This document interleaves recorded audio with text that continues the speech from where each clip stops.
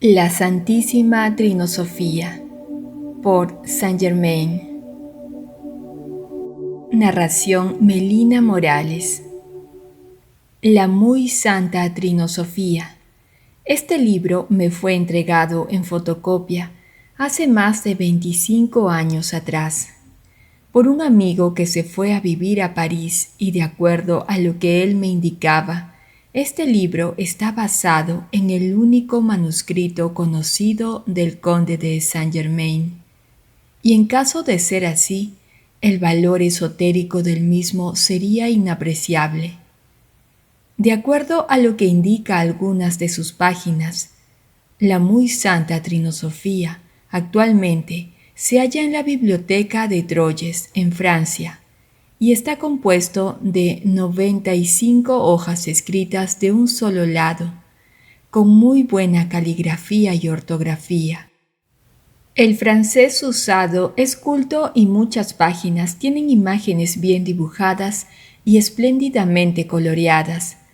Contiene, por otra parte, numerosos símbolos y numerosos jeroglíficos, figuras y símbolos mágicos, palabras en idiomas antiguos, tales como el persa, griego, sirio, hebreo, árabe y caracteres uniformes.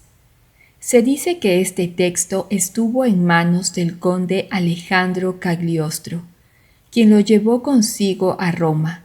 Pasó después a poder de un general del ejército de Napoleón, llamado Mecena, para ser comprado luego a muy bajo precio por la Biblioteca de Troyes.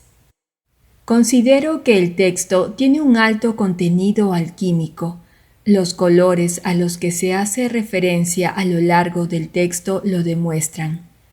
Y solo espero que pueda servir a aquellos que se encuentran en el camino de la transformación interior. Introducción. Es en el asilo de criminales, en los calabozos de la Inquisición, donde vuestro amigo traza estas líneas que deben servir para vuestra instrucción.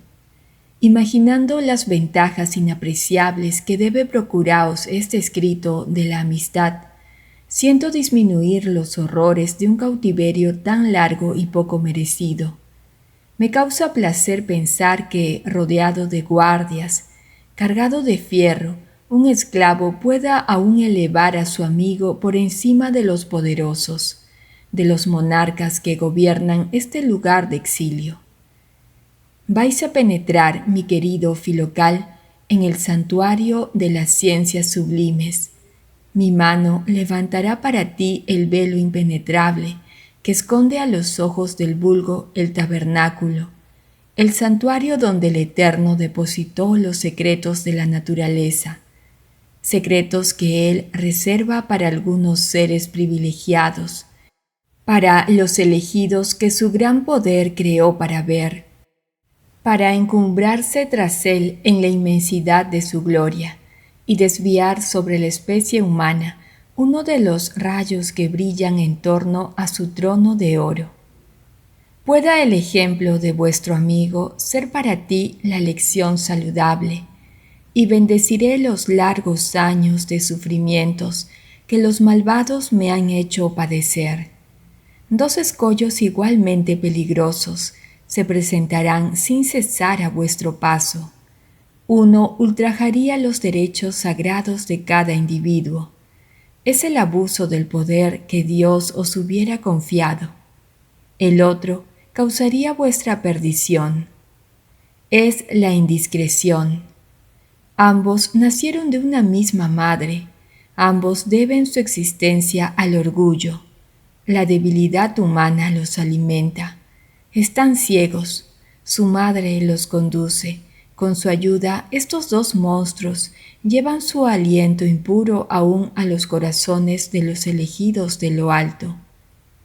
Desgraciado aquel que abusa de los dones del cielo para servir a sus pasiones. La mano del Todopoderoso, que somete a él los elementos, lo quebraría como un débil arbusto. Una eternidad de tormentos podría apenas expiar su crimen. Los espíritus infernales sonreirían con desdén ante el llanto del ser cuya voz amenazadora les hizo, a menudo, temblar en el seno de sus abismos de fuego. No es para ti, Filocal, que yo dibujo este cuadro aterrador. El amigo de la humanidad no se hará jamás su perseguidor. Pero la indiscreción, hijo mío, esa necesidad imperiosa de inspirar el asombro, admiración, he ahí el precipicio que temo para ti. Dios deja a los hombres la tarea de castigar al ministro imprudente que permite al ojo del profano penetrar en el santuario misterioso. Oh Filocal, que mis desgracias estén presentes sin cesar en tu espíritu. Yo también conocí la felicidad, colmado de bendiciones del cielo, rodeado de un poder tal que el entendimiento humano no puede concebirlo, rigiendo a los genios que dirigen al mundo, dichoso de la felicidad que yo hacía nacer. Yo gozaba en el seno de una familia adorada, la felicidad que el Eterno otorga a sus hijos queridos. Un instante ha destruido todo. He hablado, y todo se ha desvanecido como una nube. Oh, hijo mío, no sigas mis huellas, que un vano deseo de brillar los ojos del mundo no cause también tu perdición. Piensa en mí, que es desde este calabozo, con el cuerpo quebrado por las torturas, que tu amigo te escribe. Reflexiona, Filocal, que la mano que traza estas líneas lleva el sello y la marca de los fierros que lo destruyen. Dios me ha castigado, pero ¿qué es lo que he hecho a los hombres crueles que me persiguen? ¿Qué derecho tienen ellos de interrogar al ministro del Eterno? Me preguntan cuáles son las pruebas de mi misión. Mis testigos son mis prodigios. Mis defensores, mis virtudes, una vida limpia, un corazón puro. ¿Qué dije? ¿Tengo aún el derecho de quejarme? Hablé. El de muy arriba me ha dejado sin fuerza y sin poder ante los furores del ávido fanatismo. El brazo que hace tiempo podía derrotar a un ejército puede hoy apenas levantar las cadenas que lo oprimen. Divago, debo dar gracias a la justicia eterna. El Dios vengador ha perdonado a su hijo arrepentido. Un espíritu aéreo ha atravesado los muros que me separan del mundo resplandeciente de luz. Se ha presentado ante mí y ha señalado el término de mi cautiverio. Dentro de 2 años mis desgracias terminarán. Mis verdugos, al entrar en mi calabozo, la encontrarán desierta. Y pronto purificado por los 4 elementos, puro como el genio del fuego, retomaré el rango glorioso a la que la bondad divina me elevó. Pero, ¿cuán lejano aún está ese término?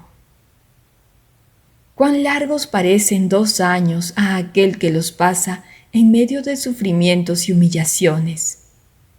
No contentos de hacerme sufrir los suplicios más horribles, mis perseguidores han empleado para atormentarme medios muy seguros y aún más odiosos. Ellos han volcado la infamia sobre mi cabeza, han hecho de mí un objeto de oprobio. Los hijos de los hombres retroceden con terror cuando el azar les ha hecho aproximarse a los muros de mi prisión. Temen que un vapor mortal escape por la estrecha abertura que deja pasar, como una pena, un rayo de luz en mi prisión. Oh Filocal, este es el golpe más cruel con que ellos me pudiesen abrumar. Ignoro aún si podré hacerte llegar esta obra. Juzgo las dificultades que tendré para hacerlo salir de este lugar de tormento, a través de aquellos que me ha sido necesario vencer para poder terminarlo. Privado de todo auxilio, yo mismo he compuesto los agentes que me eran necesarios. El fuego de mi lámpara, algunas monedas, pocas sustancias químicas que escaparon de las miradas escrutadoras de mis verdugos. Han producido los colores que adornan el fruto de los socios de un prisionero. Aprovecha las instrucciones de tu desgraciado amigo. Son tan claras que me asusta pensar que este escrito caiga en otras manos que no sean las tuyas. Recuerda solamente que todo debe servirte, una línea explicada, un carácter obligado te impedirá levantar el velo que la mano del Creador ha colocado sobre la esfinge. Adiós, Filocal, no me compadezcas. La clemencia del Eterno se iguala a su justicia. En la primera asamblea misteriosa volverás a ver a tu amigo. Te saluda en Dios. Pronto daré el beso de la paz a mi hermano. Capítulo 1. Era de noche. La luna, oculta por las nubes sombrías, no emitía más que un brillo incierto sobre los bosques de lava que rodean el cráter de volcán apagado. La cabeza cubierta por un velo de lino, sosteniendo en mis manos el ramo de oro, me dirigí sin temor al lugar donde yo había recibido la orden de pasar la noche. Errando sobre una arena quemante, la sentía por momentos ablandarse bajo mis pies. Las nubes se amontonaban sobre mi cabeza. El rayo surcaba la neblina y daba un matiz sangrante a las llamas del volcán. Finalmente llegué. Encuentro un altar de fierro. Coloco en él la rama misteriosa. Pronuncio las temidas palabras. En el mismo momento, la tierra tiembla bajo mis pies, el trueno estalla. Los rugidos del Vesubio responden a sus golpes redoblados. Sus fuegos se unen a los fuegos del rayo. Los coros de los genios se elevan en los aires y hacen repetir a los ecos avalanzas del Creador. La rama consagrada que yo había colocado sobre el altar triangular se enciende. De repente, un humo espeso me rodea. Dejo de ver. Hundido en las tinieblas, creí descender a un abismo. Ignoro cuánto tiempo permanecí en esta situación. Pero abriendo los ojos, buscaba vehemente los objetos que me rodeaban algunos instantes antes. El altar, el Vesubio, la campiña de Nápoles habían escapado lejos de mis ojos. Yo estaba en un amplio subterráneo, solo, alejado del mundo entero. Cerca mío había una vestidura larga, blanca. Su tejido, sin mucha trama, me parecía compuesto de hilo de lino. Sobre una mesa de granito estaba colocada una lámpara de cobre. Encima, una mesa negra cargada de caracteres griegos me indicaban el camino que debía seguir. Tomé la lámpara y luego de haberme puesto la túnica, me dirigí por un camino estrecho, cuyas paredes estaban revestidas de mármol negro. Tenía 3 millas de largo. Mis pasos repercutían de una manera aterrante bajo las cúpulas silenciosas de la caverna. Finalmente, encontré una puerta. Ella conducía a unas gradas. Las descendí. Luego de haber marchado por mucho tiempo, creí percibir una luz errante delante mío. Oculté mi lámpara. Fijé mis ojos sobre los objetos que entreveía. Se disipó, se desvaneció como una sombra. Sin reproches sobre el pasado, sin temores sobre el futuro, continué mi ruta, la cual se volvía cada vez más penosa. Metido siempre dentro de estas galerías, compuestas de bloques de piedra negra, no me atrevía a fijar el término de mi viaje subterráneo. Finalmente, después de una larga marcha, llegué a una plaza cuadrada. Una puerta se abría al medio de cada una de las 4 caras.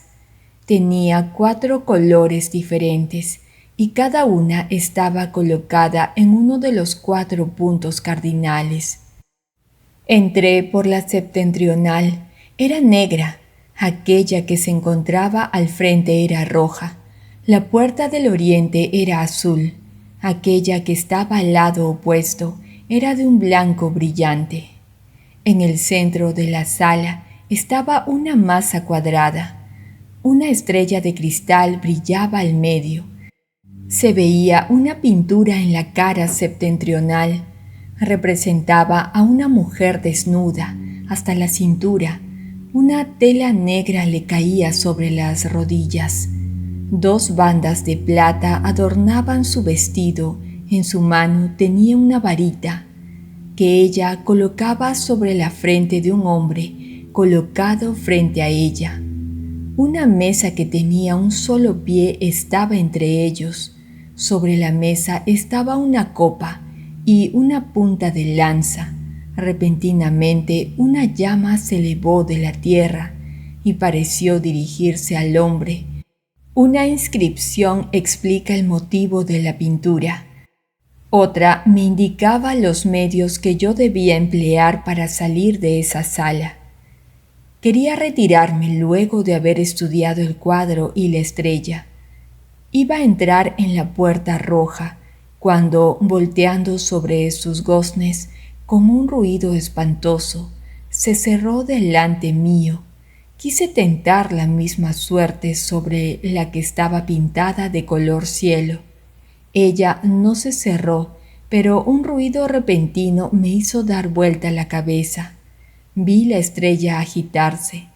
Se desprende de su lugar, rueda y se introduce rápidamente por la abertura de la puerta blanca. Yo la seguí inmediatamente. Capítulo 2. Un viento impetuoso se levantó. Tuve dificultades para conservar mi lámpara encendida. Finalmente, una plataforma exterior en descubierto, de mármol blanco, se ofreció a mi vista. Llegué ahí subiendo 9 gradas. Llegando a la última, percibí una inmensa extensión de agua.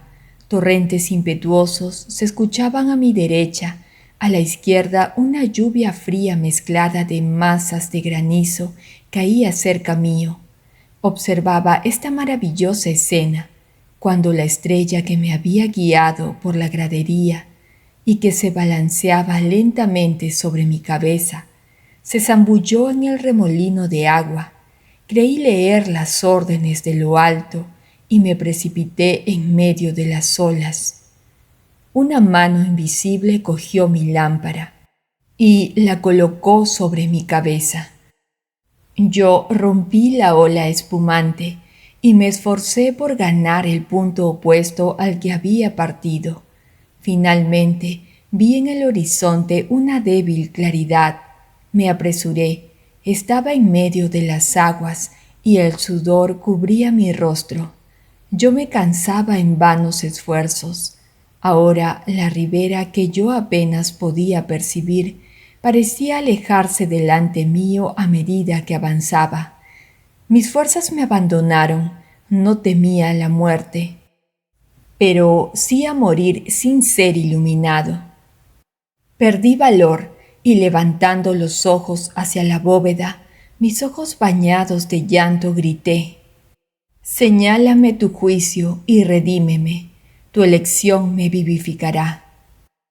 Apenas podía ya mover mis miembros fatigados. Me hundía cada vez más cuando vi cerca mío una barca.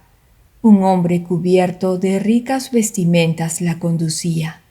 Constaté que la proa estaba dirigida hacia la orilla que yo había dejado.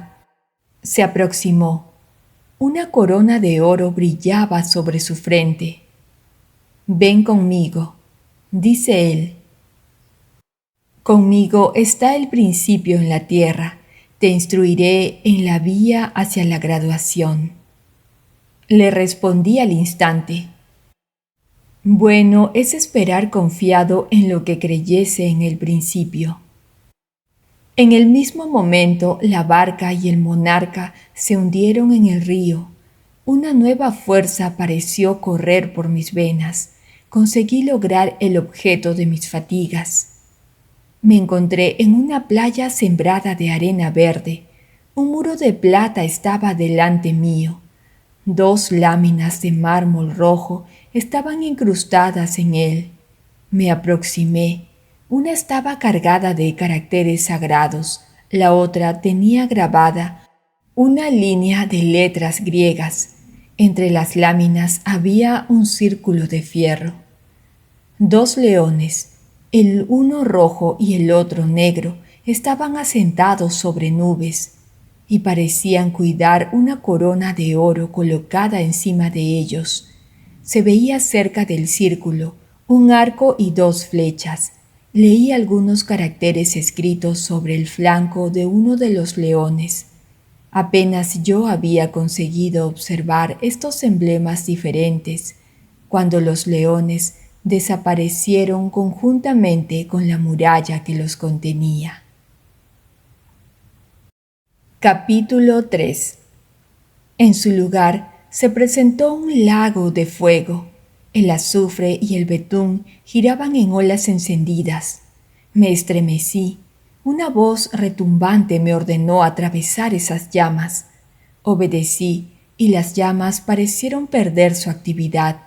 Durante mucho tiempo caminé en medio del incendio. Cuando llegué a un espacio circular, contemplé el solemne espectáculo del cual la bondad del cielo me permitía participar. 40 columnas de fuego decoraban la sala en la que me encontraba. Un lado de las columnas brillaba con un fuego blanco nibio, la otra parecía estar en la sombra. Una llamarada negruzca la cubría. En el centro de este lugar se levantaba un altar en forma de serpiente. Un oro verduzco embellecía su escama matizada, sobre la que se reflejaban las llamas que lo rodeaban. Sus ojos parecían rubíes. Una inscripción plateada estaba colocada cerca de él. Una rica espada estaba plantada en la tierra, cerca de la serpiente. Una copa reposaba sobre su cabeza. Escuché el coro de los espíritus celestes. Una voz me dijo: el fin de tus trabajos se aproxima. Toma la hoja de espada y golpea la serpiente. Saqué la espada de su vaina y me aproximé al altar. Tomé la copa en una mano y con la otra di un golpe terrible sobre el cuello de la serpiente. La espada rebotó, el golpe resonó como si yo hubiera golpeado una campana de bronce. Acababa de obedecer a la voz cuando el altar desapareció. Las columnas se perdieron en la inmensidad. El sonido que se había escuchado al golpear el altar se repetía como miles de golpes que se diesen al mismo tiempo. Una mano me cogió por los cabellos y me elevó hacia la bóveda. Esta se abrió para dejarme pasar. Fantasmas vanos se presentaron delante mío. Hidras, lamias, me rodearon de serpientes. La visión de la espada que yo tenía en la mano alejó esa multitud inmunda. Como los primeros rayos del día disipan los sueños, débiles infantes de la noche. Luego de haber subido por una línea perpendicular a través de las diferentes capas que componen los dominios del globo, yo volví a ver la luz del día. Capítulo 4. En cuanto llegué a la superficie de la Tierra, mi conductor invisible me llevó más rápidamente aún. La velocidad con la cual recorríamos los espacios aéreos no pueden compararse a nadie más que a ella misma. En un momento perdí de vista las planicies sobre las cuales sobrevolaba. Había observado con sorpresa que yo había salido del seno de la tierra, lejos de la campiña de Nápoles. Una planicie desierta, algunas masas triangulares eran los únicos objetos que me fueron posible percibir. Pronto, a pesar de las pruebas que yo había pasado, un nuevo terror me asaltó. La tierra no me parecía más que una nube confusa. Yo había sido elevado a una altura inmensa. Mi guía invisible me abandonó. Comencé a descender durante bastante tiempo. Rodaba en el espacio. Ya la tierra se desplegaba ante mis miradas turbadas. Podía calcular cuántos minutos pasarían antes de que fuese estrellado contra una roca. Enseguida, rápidamente como el pensamiento, mi conductor se precipita detrás mío, me retoma, me levanta una vez más y me vuelve a dejar caer. Finalmente, me eleva con él a una distancia inconmensurable. Yo veía unos globos rodar alrededor mío, unas tierras gravitar a mis pies.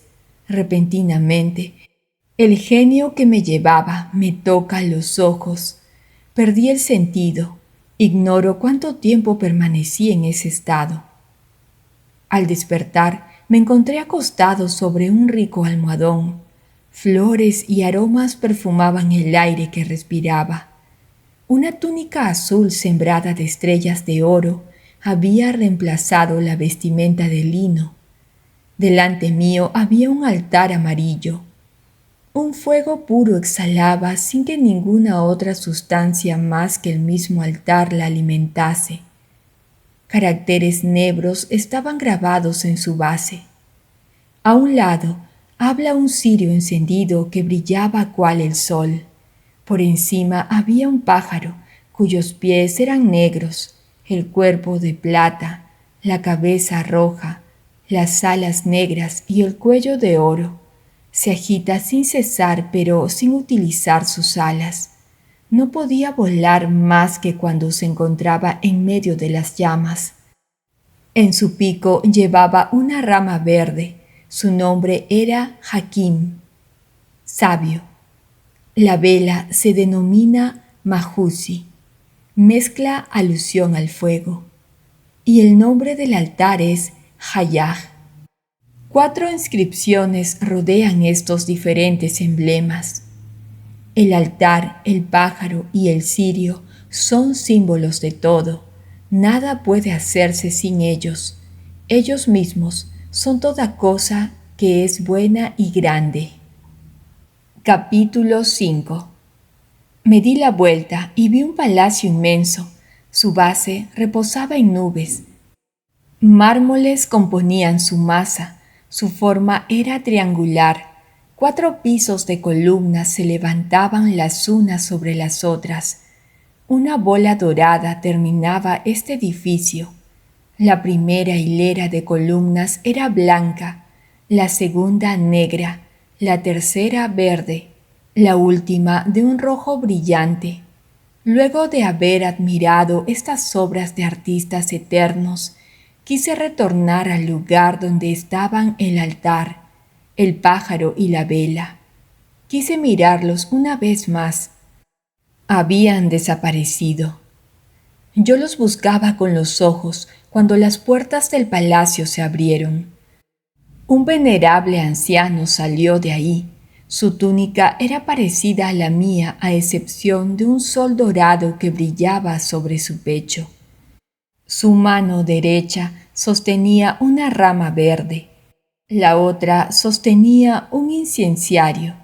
Una cadena de madera estaba sujeta a su cuello. Una tiara puntiaguda como la de Zoroastro cubría su cabeza blanca. Se me aproximó. Una sonrisa de bienvenida erraba sobre sus labios. «Adora a Dios», me dijo en lengua persa. «Es Él quien te ha sostenido en las pruebas. Su espíritu estaba contigo. Hijo mío, tú has dejado escapar la ocasión. Tú podías en un instante coger al pájaro, Hakim, la antorcha, Majusi, y el altar, Hayah.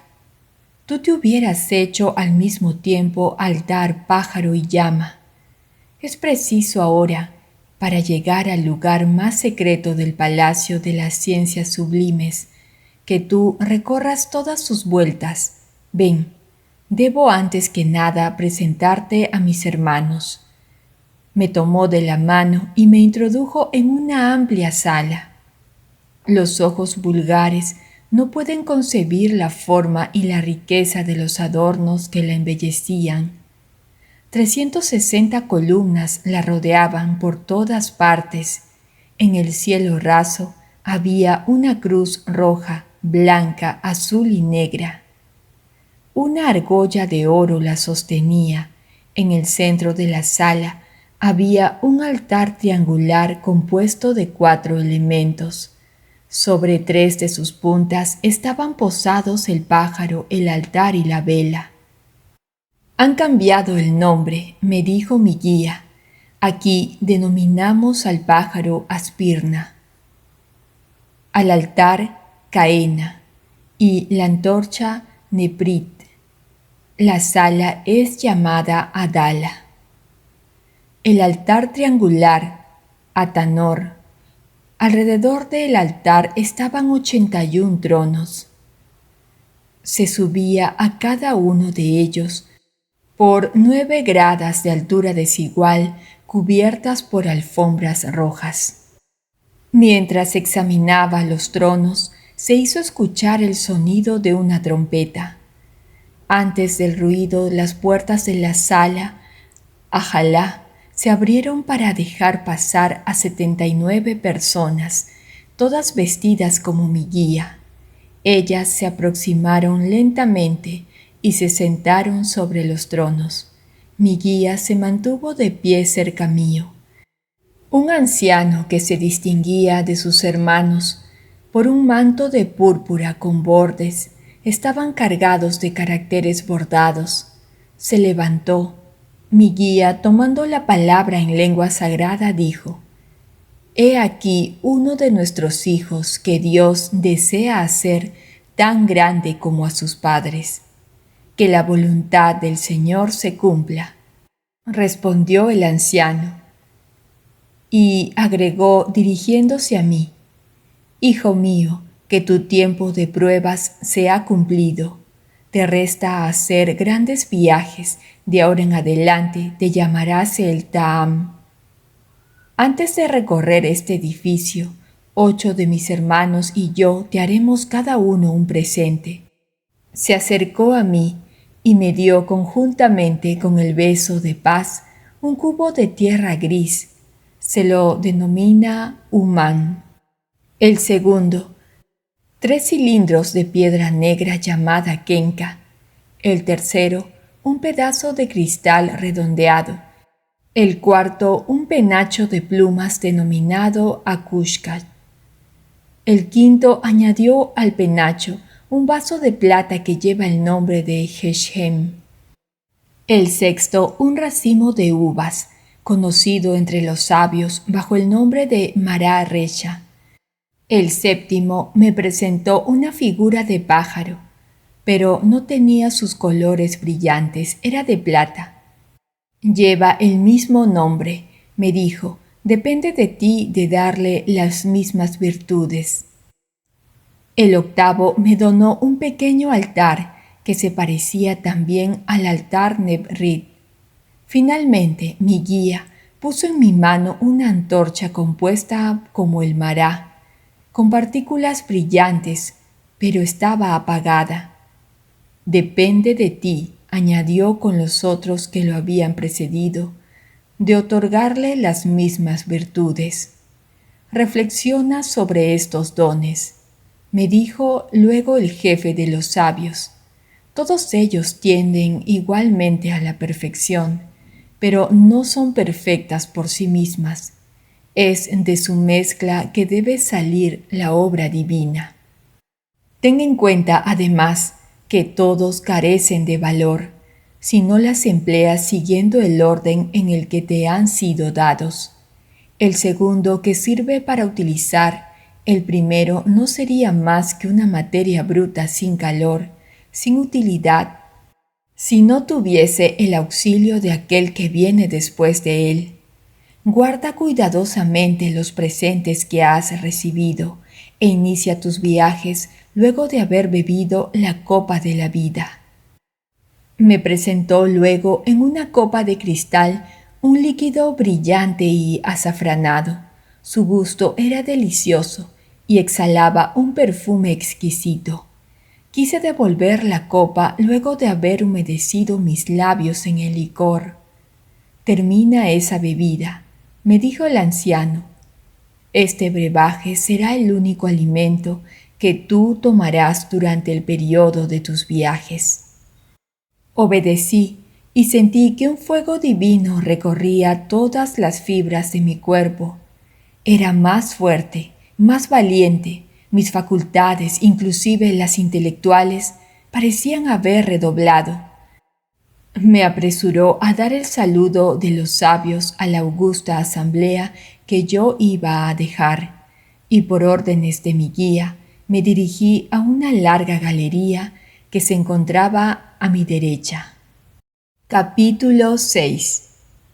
A la entrada de la galería en la que me encontraba había una palangana de acero, la cual, al acercarme, se llenó de agua, pura como el cristal, que se purificaba sobre una arena blanca y fina.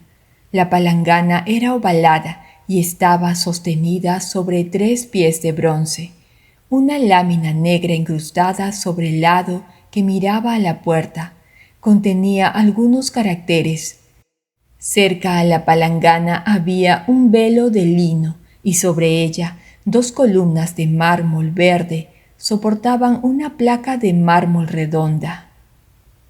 Allí se veía, rodeada de 2 inscripciones, la figura del sello sagrado, formada por una cruz de 4 colores, sujeta a un travesaño de oro que sostenía 2 círculos, a los que rodeaba otros 2 círculos concéntricos, el más grande, negro, y el otro rojo. A una de las columnas estaba sujeta un hacha de plata, cuyo mango era azul. Su nombre es Qualcantum.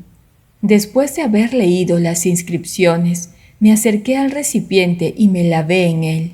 Habiendo comenzado por las manos, terminé por sumergirme todo entero. Permanecí allí 3 días.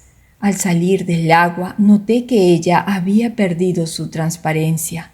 La arena se había vuelto grisácea y partículas de color herrumbre se agitaban en el fluido. Quise secarme con el velo de lino, pero nuevas gotas de agua reemplazaban sin cesar a las que se embebían en el lienzo. Renuncié a secarme con el velo y manteniéndome a la sombra me quedé inmóvil por 6 días completos. Al cabo de ese tiempo, la fuente de estas aguas se había secado. Me encontré seco y más liviano, aunque mis fuerzas me parecían aumentadas. Después de haberme paseado algún tiempo, volví a la palangana. El agua que ella contenía se había secado. En su lugar había un licor rojizo, y la arena estaba gris y metálica. Me bañé nuevamente allí, cuidando de quedarme solo algunos instantes. Al retirarme noté que había absorbido una parte del líquido. Esta vez no traté de secarme con el lienzo, el licor del que estaba impregnado, pues éste hubiera destruido la tela al instante, por ser muy fuerte y corrosivo. Fui al otro extremo de la galería para tenderme sobre un lecho de arena caliente, donde pasé 7 días. Al cabo de ese tiempo, regresé a la palangana. El agua estaba como la encontré la primera vez. Me sumergí en ella y salí después de haberme lavado cuidadosamente. Esta vez no tuve dificultad en secarme. Finalmente, después de haberme purificado según las instrucciones que había recibido, me dispuse a salir de esa galería en la que había permanecido 16 días. Capítulo 7. Dejé la galería por una puerta baja y estrecha y entré en un aposento circular, cuyo aterzonado era de madera de fresno y sándalo. Al fondo del aposento, sobre un pedestal compuesto de cepas de vid, reposaba un montón de sal, blanca y brillante. En la parte superior había un cuadro que representaba un león blanco coronado y un racimo de uvas, ambos colocados sobre una bandeja, y el humo de un brasero encendido lo elevaba en el aire. A mi derecha y a mi izquierda se abrían dos puertas, dando una sobre una llanura árida. Un viento seco y ardiente reinaba allí en todo tiempo. La otra puerta se abría sobre un lago, al extremo del cual se percibía una fachada de mármol negro. Yo me acerqué al altar y tomé en mis manos la sal blanca y brillante que los sabios llaman Marab Resba, y froté con ella mi cuerpo, haciendo que me penetrase, y después de haber leído los jeroglíficos que acompañaban al cuadro, me dispuse a dejar esa sala. Mi primer propósito fue salir por la puerta que daba a la planicie, pero como un vapor ardiente salía de allí, preferí el camino opuesto. Tenía la libertad de elegir, con la condición, sin embargo, de no abandonar el camino que ya hubiera tomado. Me decidí a atravesar el lago. Sus aguas eran sombrías y estancadas. Percibí claramente, a una cierta distancia, un puente llamado Bas, pero preferí atravesar el lago antes de tomar el largo camino que me hubiera visto obligado a recorrer para llegar al puente siguiendo las sinuosidades de una orilla sembrada de rocas. Entré en el agua, que era tan espesa como el cemento. Me di cuenta que era inútil nadar, ya que por todas partes mis pies encontraban el fondo. Caminé en el lago durante 13 días. Finalmente llegué a la otra orilla. Capítulo 8. La tierra era de un color oscuro, como el agua por la que había viajado. Un leve declive me condujo al pie del edificio que yo había visto desde lejos. Su forma era la de un largo cuadrado, y sobre el frontis estaban grabados algunos caracteres semejantes a los que empleaban los sacerdotes de los antiguos persas. El edificio entero estaba construido de basalto negro sin pulir. Las puertas, que eran de madera de ciprés, se abrieron para dejarme pasar. Un viento cálido y húmedo se levantó repentinamente y me empujó rápidamente hasta el centro de la sala. Al mismo tiempo, cerró las puertas tras mío. Me encontré en la oscuridad. Poco a poco mis ojos se acostumbraron a la poca luz que reinaba en ese recinto y pude distinguir los objetos que me rodeaban. La bóveda, las paredes, el piso de la sala eran negros como el ébano. Dos cuadros pintados sobre el muro llamaron mi atención. Uno representaba un caballo parecido al que los poetas nos escriben que causó la ruina de Troya. De sus flancos entreabiertos salía un cadáver humano. La otra pintura ofrecía la imagen de un hombre muerto desde hacía largo tiempo. Los viles insectos de la putrefacción se agitaban sobre su rostro y devoraban la sustancia que los había hecho nacer. Uno de los brazos descarnados de la figura muerta dejaba ya ver los huesos. Colocado cerca del cadáver, un hombre vestido de rojo se esforzaba por levantarlo. Una estrella brillaba sobre su frente. Borceguéis negros cubrían sus piernas. 3 láminas negras cubiertos de caracteres de plata estaban colocados arriba entre los cuadros, y debajo de ellos los leí y me ocupé en recorrer la sala donde debía pasar por 9 días. En el rincón muy oscuro había un montón de tierra negra, fértil, rica y saturada de partículas animales. Quise tomar un poco y una voz estrepitosa como el sonido de una trompeta me lo prohibió. Solo hace 87 años que esta tierra está colocada en esta sala, me dijo la voz. Cuando hayan pasado otros 13 años, tú y los otros hijos de Dios podrán usarla. La voz cayó, pero los últimos sonidos vibraron largo tiempo en ese templo del silencio y de la muerte. Después de haber permanecido allí el tiempo prescrito, salí por la puerta opuesta a aquella por la que había entrado. Vi nuevamente la luz, pero ella no era lo suficientemente viva, alrededor de la negra sala, como para cansar mis ojos habituados a la oscuridad. Vi con extrañeza que, para llegar a los otros edificios, me era necesario atravesar un lago más extenso que el primero. Caminé en el agua durante 18 días. Recordé que en la primera travesía las aguas del lago se volvían más negras y más espesas a medida que yo avanzaba. En estas, por el contrario, las aguas se aclaraban a medida que yo me aproximaba a la orilla. Mi vestidura, que en el palacio se había vuelto negro como los muros, me pareció entonces de un tinte grisáceo, y poco a poco recobró sus colores. Sin embargo, no estaba del todo azul, sino que se acercaba a un hermoso verde. Después de 18 días, subí a la orilla por una gradería de mármol blanco. La sala negra se llamaba Tzan.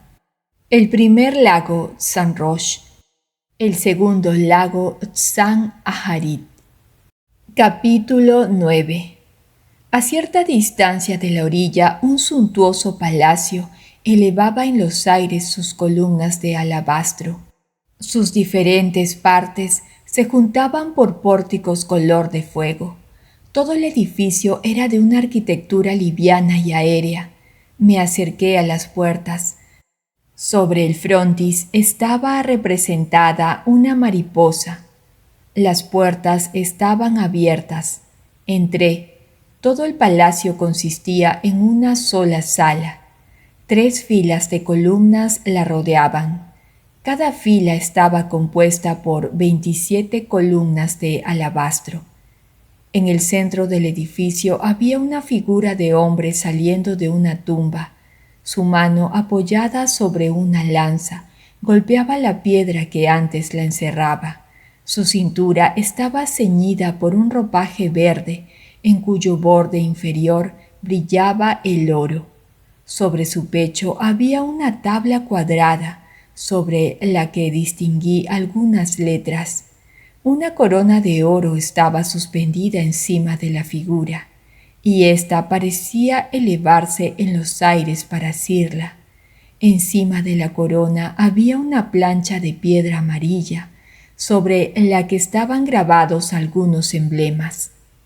Los interpreté con ayuda de la inscripción que vi sobre la tumba y por la que había visto sobre el pecho del hombre.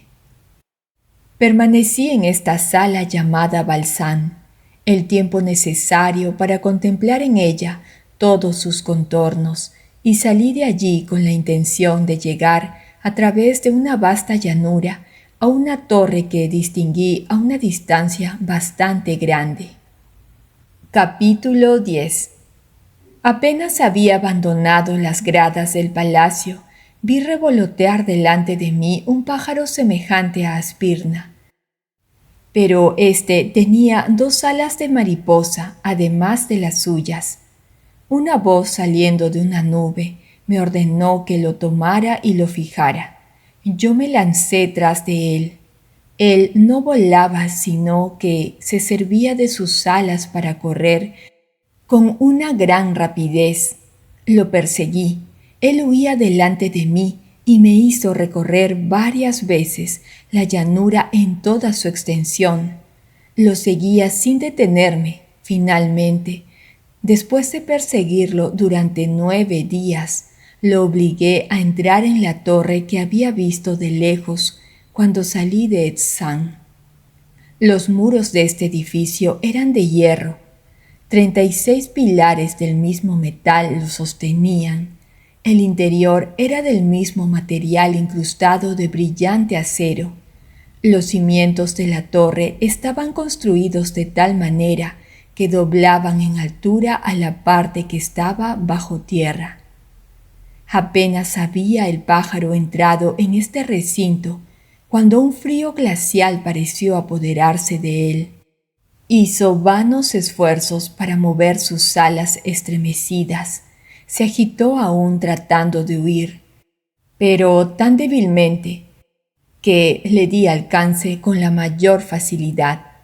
Lo tomé y pasándole un clavo de acero, Mará Neush, a través de las alas, lo fijé al piso de la torre con la ayuda de un martillo llamado Shitraj. Apenas había terminado cuando el pájaro cobró nuevas fuerzas. No se movió más, pero sus ojos se volvieron brillantes como topacios. Lo estaba examinando cuando un grupo colocado al centro de la sala atrajo mi atención. Este representaba a un hermoso hombre en la flor de la edad. En la mano sostenía una vara que la rodeaban 2 serpientes entrelazadas y se esforzaba por escapar de las manos de otro hombre grande y vigoroso, arriado de un cinturón y un casco de hierro sobre el que ondeaba un penacho rojo. Cerca de él había una espada apoyada sobre un escudo cubierto de jeroglíficos. El hombre armado tenía en sus manos una fuerte cadena con la que ataba los pies y el cuerpo del adolescente, que trataba vanamente de escapar de su terrible adversario. 2 tableros rojos contenían caracteres. Abandoné la torre y abriendo una puerta que estaba entre 2 pilares, me encontré en una vasta sala. Capítulo 11. La sala en la que acababa de entrar era perfectamente redonda. Se parecía al interior de un globo, formada de un material duro y diáfano como el cristal. Recibía luz por todas partes.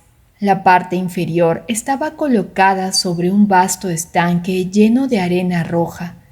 Un calor suave y parejo reinaba en este recinto circular. Los sabios llaman a esta sala Selub. El estanque de arena que la sostiene lleva el nombre de Asha Olit. Yo miraba con extrañeza ese globo de cristal cuando un nuevo fenómeno excitó mi admiración. Del piso de la sala subía un vapor suave, húmedo y azafranado, que me rodeó, me levantó suavemente y en el lapso de 36 días me llevó hasta la parte superior del globo. Después de ese tiempo el vapor se debilitó, descendí poco a poco y finalmente me volví a encontrar sobre el piso. Mi túnica había cambiado de color, era verde cuando yo entré en la sala, ahora se había vuelto de un rojo brillante. Por un efecto contrario, la arena sobre la que reposaba el globo perdió su color rojo y gradualmente se volvió negra.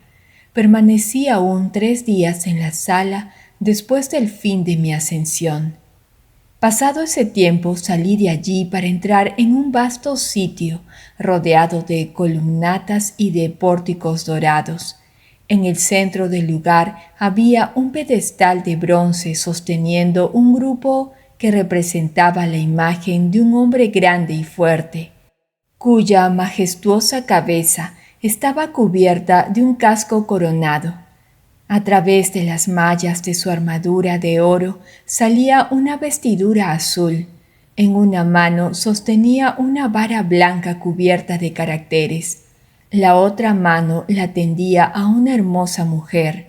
A su compañera no la cubra ninguna vestimenta. Un sol brillaba sobre su seno. Su mano derecha sostenía 3 globos unidos por anillos de oro. Una corona de flores rojas ceñía sus hermosos cabellos. Ella se elevaba en los aires y parecía levantar consigo al guerrero que la acompañaba. Los dos eran conducidos por nubes. Alrededor del grupo, sobre los capiteles de 4 columnas de mármol blanco, descansaban 4 estatuas de bronce. Tenían alas y parecían tocar la trompeta. Atravesé el lugar y subiendo una escalinata de mármol que se encontraba delante de mí, vi con asombro que volvía a entrar en la sala de los tronos, la primera, en la que me había encontrado cuando llegué al Palacio de la Sabiduría. El altar triangular estaba siempre en el centro de esta sala, pero el pájaro, el altar y la antorcha estaban reunidos y no formaban sino un solo cuerpo. Cerca de ellos descansaba un sol de oro. La espada que yo había llevado de la sala de fuego yacía algunos pasos de allí sobre los cojines de uno de los tronos. Tomé la espada y golpeando el sol lo reduje a polvo. Luego lo toqué y cada molécula se transformó en un sol de oro semejante a aquel que yo había roto. «La obra es perfecta», exclamó al instante una voz fuerte y melodiosa. A ese grito los hijos de la luz se apresuraron a reunirse conmigo. Las puertas de la inmortalidad me fueron abiertas. La nube que cubre los ojos de los mortales se disipó. Yo vi. Y los espíritus que presiden los elementos me reconocieron como su maestro. Fin. Si te gustó esta narración, te invito a suscribirte al canal. Gracias.